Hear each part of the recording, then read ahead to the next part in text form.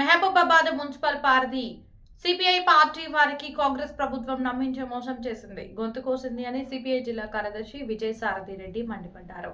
అజయ్ సారథి రెడ్డి కాంగ్రెస్ పార్టీని కష్టాలు ఉన్నప్పుడు ఆదుకున్నాం, ఏది చూడకుండా మెడలు పెట్టి బయటకు నెట్టేశారు.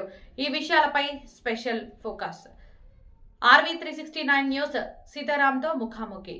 సిపిఐ పార్టీ కార్యాలయం నుంచి మహబూబాబాద్. ప్రస్తుతం మనం మహబూబాబాద్ జిల్లాలో ప్రస్తుతం మనైతే ఉన్నాము. భారత కమ్యూనిస్టు పార్టీ సిపిఐ పార్టీ కార్యాలయంలో ప్రస్తుతం మనం ఉన్నాము.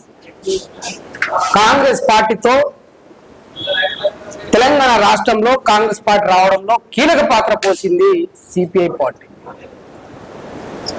ఈ మధ్యలో మున్సిపల్ ఎన్నికలు 116 మున్సిపల్ ఎన్నికల తెలంగాణ రాష్ట్ర వ్యాప్తంగా 7 కార్పొరేషన్లు జరుగుతా తరుణంలో మరి సిపిఐ పార్టీతో పొత్తు కుదిరించుకొని మరి ఆఖరి క్షణం వరకు గొంతులో ప్రాణం ఉన్నంత వరకు మేము మీతో అడుగులు వేస్తున్న తరుణంలో మరి వాళ్లకు ఒకేసారి బ్రేక్ ఇచ్చిన పరిస్థితి. అసలు ఏం జరిగింది ఏందనేది మనతో పాటు జిల్లా కార్యదర్శి గారు అజయ్ సారథి రెడ్డి, విజయసాయి రెడ్డి మనతో ఉన్నారు. సార్ నమస్తే సార్. అసలు ఏం జరిగింది సార్? మున్సిపల్ ఎన్నికల రిజర్వేషన్ నాటి నుండి కాంగ్రెస్ పార్టీకి సంబంధించినటువంటి పెద్దలు మనం సిపిఐగా మనం మీతో కలిసి ఉంటాం, పొత్తుల్లో వెళ్దాం, ఆ పొత్తుల ప్రకారం మనం ముందుకెళ్దాం, మీరు రావాలని చెప్పి 23వ తేదీ నాడు, అంటే జనవరి 23వ తేదీ నాడు హైదరాబాద్లోని వేమనరేందర్ రెడ్డి గారి ఇల్లు, ముఖ్యమంత్రి యొక్క సలహాదారు అయినటువంటి వేమనరేందర్ రెడ్డి గారి ఇంటికి ఎమ్మెల్యే గారు తీసుకుని వెళ్ళడం జరిగింది. తీసుకుని వెళ్ళిన సందర్భంగా క్యాండిడేట్ ను మా సీటును 2 కూడా ఎత్తుకొని పోయిన వాళ్ళు ఒక దొంగలాగా మా పార్టీ అభ్యర్థిని 33వ వార్డుకు సంబంధించింది నేను ముందే డిక్లేర్ చేసిన ఆ వార్డుకు సంబంధించి బీఫాము తర్వాత ఒక 3 వాళ్ళు అడిగే దగ్గర ఇద్దామని అనుకున్నాము అని వాళ్ళు చెప్తా ఉంటారు. ఇప్పుడు వారు ఒక పుస్తకం పెట్టుకొని డైరీ రాస్తారు, డేట్ తో సహా ఉన్నది. మేము ఇచ్చినటువంటి 13 వార్డుల్లో 33 ఉన్నది. 33లో అర్బనపల్లిలో ఇదే వేమనరేందర్ రెడ్డి గారు మీకు వాళ్ళకి ఇచ్చేయని చెప్పాడు. మళ్ళీ 31వ తారీఖు నాడు 31 నాడు ఇచ్చేస్తామని చెప్పారు, 1వ తారీఖు నాడు ఇచ్చేస్తామని చెప్పారు. ఇవాళ 33 గురించి మాట్లాడదు. అబద్ధాలు మాట్లాడడంలో వాళ్ళు దిట్ట కావచ్చు, కానీ అబద్ధాలు వెంటనే దొరికిపోతాయి.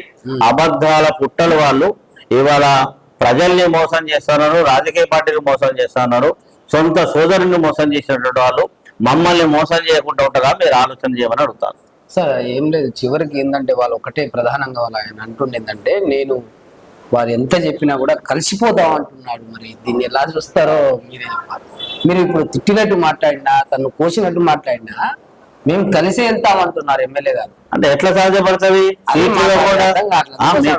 వారు కలిసిపోవడం అంటే ఏంటిది?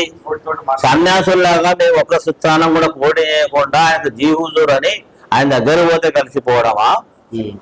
మేము ఒక రాజకీయ పార్టీగా మేము పోటీ చేసిన స్థానాలకు సరైనటువంటి పద్ధతుల్లో న్యాయం చేయకుండా, పోయినసారి మేము 2 స్థానాలు గెలిచినాము, 7 స్థానాలు సెకండ్ ప్లేస్ లో ఉన్నాయి.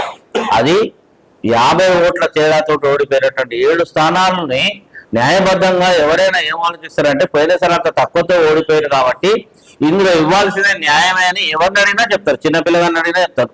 ఈసారి ఆ సింపతితోడు గెలుస్తారని. కానీ వాటికే గండి కొట్టి 26 వార్డును గండి కొట్టిండ్రు.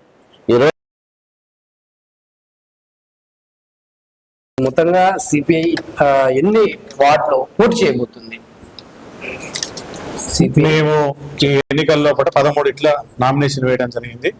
అయితే ఉపసంహరణ అనంతరం 11 స్థానాల లోపల మేము పోటీకి ఉండాలని మేము అనుకోవడం జరిగింది. ఇంకా ఇప్పుడు సాయంత్రం పూట చర్చించి ఆ సమావేశం లోపల మేము చేయడం జరుగుతుంది. అది కూడా పొత్తులు విఫలమైన తర్వాత ఇన్ని రకాల ఆలోచన చేసి చివరికి అవి 11 ఉంచడం జరిగింది. దానికంటే ముందు యాక్చువల్గా కాంగ్రెస్ పార్టీ మమ్మల్ని నమ్మించి గొంతు కోసింది. ప్రజలందరూ తెలుసు. ఫస్ట్ అసలు ఓటరు లిస్టులలో అడ్డగోలుగా సంబంధం లేని పరిసర గ్రామాలు వీటి ప్రతి వార్డుల 200-300 ఓట్లు దొంగ ఓట్లు కూడా యాడ్ అయినాయి, ఇష్టారీతం యాడ్ అయినాయి. ఫస్ట్ వాటి మీద సిపిఐ మున్సిపల్ కూడా తిరిగి ప్రొటెస్ట్ చేసి కమిషనర్ బైఠాయించారు. అక్కడి నుంచి జరిగిన కుట్ర రిజర్వేషన్ల ప్రక్రియలో కూడా సిపిఐ పార్టీ బలమైనటువంటి ఉన్న అన్ని చోట్ల నాయకత్వానికి అవకాశం లేకుండా రెండవ కుట్ర చేయటం. మూడవది, ఈ రోజు దాదాపు 10 రోజుల పాటు ఎక్కని గడప లేదు, తిరగనేటువంటి మెట్టు లేదు. మాట్లాడినాం, గంటలు మాట్లాడినాం. పూర్తి స్థాయిలో తగ్గి మేము చర్చలకు సానుకూలంగా ఉండి చేసినా కూడా నమ్మించి గొంతు కోయటం జరిగింది. అది వాళ్ళు అంత చేసినా కూడా, నమ్మించి గొంతు చేసినా కూడా ఇవాళ సిపిఐ పార్టీ నైతికంగా వాళ్ళ మీద గెలిచిందని మేము భావిస్తున్నాం. అతి త్వరలో ప్రజల ఆశీర్వాదంతో మేము విజయం సాధిస్తామనేటువంటి నమ్మకం మాకు స్పష్టంగా ఉన్నది. ఒకటి చిన్నగా, ఇప్పుడు ఒక 2 నిమిషాల ముందు ఒక వార్త బయటకు వచ్చింది. ఇప్పుడు కాంగ్రెస్ తో పొత్తు ఉన్నా లేకపోయినా అది వెళ్ళిపోయింది కదా, మీకు వద్దని సైడ్ చేసేసారు. రైట్ సైడ్ పడ్డది. పేపర్ లో మాత్రము పొత్తని ఉంది.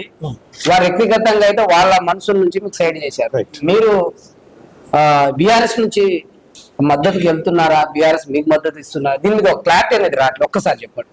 అయితే ఈ ఘటన డైరెక్ట్ చివరి క్షణం వరకు నామినేషన్ల సంబంధించిన బీఫామ్ ఇవ్వటం కానీ ఉపసరణ 3వ తారీఖు 3 గంటల వరకు చివరికి మేము 2 గంటల 45 నిమిషాల వరకు మా బీఫామ్లు ఇవ్వలేదు.